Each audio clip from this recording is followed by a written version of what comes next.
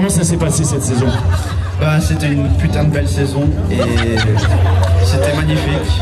C'est ma dernière saison, du coup, je vous aime tous. Je crois pas que vous connaissez. Ils sont de Saint-Ger, meilleur coach de France. On a Patrick Alotto. Patrick Alotto. Je crois pas que vous connaissez. Ils sont de Saint-Ger, meilleur coach de France. On a Patrick Alotto. Donc l'équipe municipale que je dirige et aujourd'hui Bernard Séjalon qui est à mes côtés et qui s'occupe du sport, on a effectivement à cœur de permettre au plus grand nombre de faire du sport et on est très fiers quand il y a des sportifs qui remportent des trophées, qui ont les premières places ou qui font un beau parcours, mais on est aussi très fiers que tous les sportifs puissent faire du sport parce que obtenir une récompense, c'est pas forcément le seul but quand on fait du sport, c'est avant tout de participer, c'est avant tout de pouvoir s'exprimer. Alors, bonsoir à tous déjà.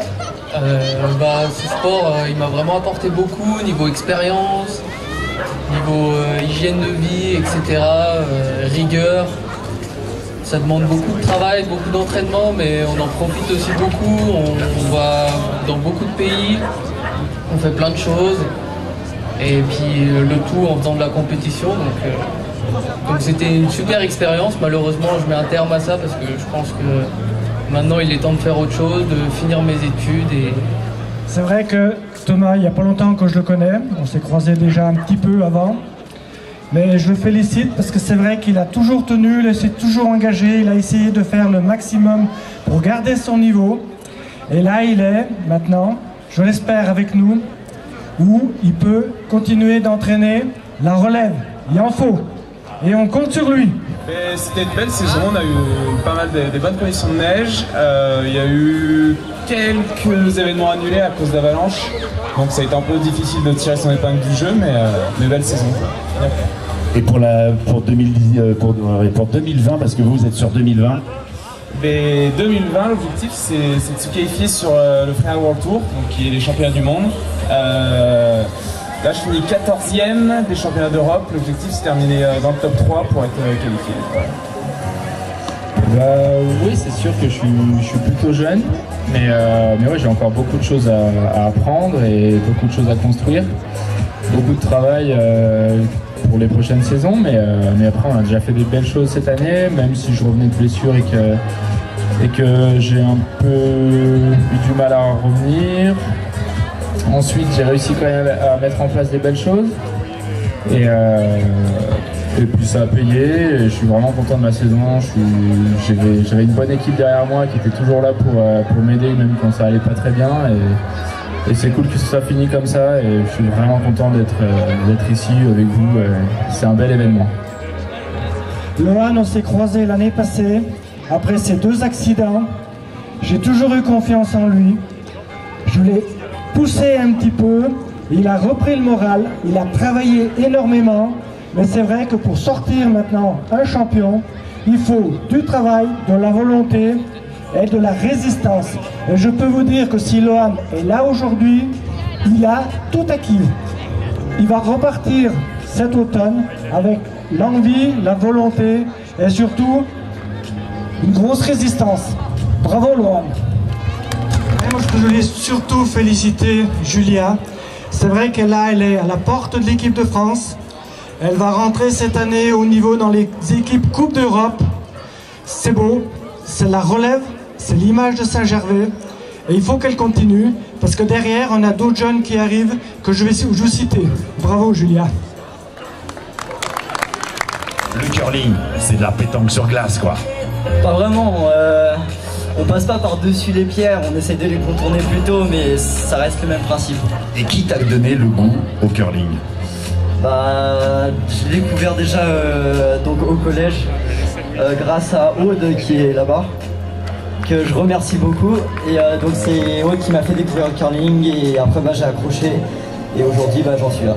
Et aujourd'hui tu es quand même en équipe de France. Bah ouais. Et comment se passent les entraînements justement au niveau de l'équipe de France? On fait des entraînements entre 2h et 3h. Puis après, ça dépend. Des fois, on fait beaucoup de répétitions de gestes. Et des fois, on fait un peu de la précision aussi, de la tactique.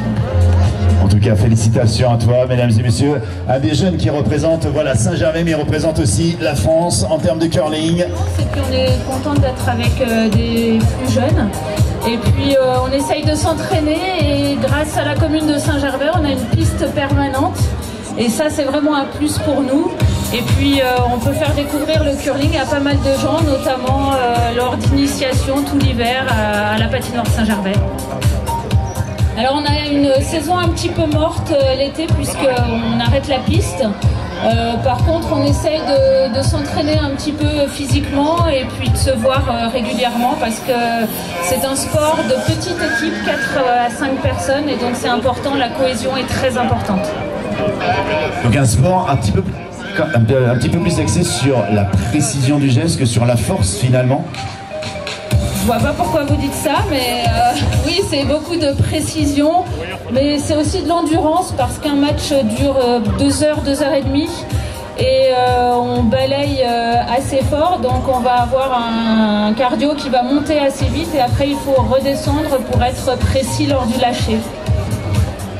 13 ans, 12 ans. Oh là là, et comment vous êtes venu à la danse sur glace? Moi, j'avais essayé de sport, et après quand j'ai vu la danse sur glace, c'était le charme. J'avais commencé la danse sur glace quand j'étais petite, mais après j'ai arrêté, je me suis remis à la danse sur glace.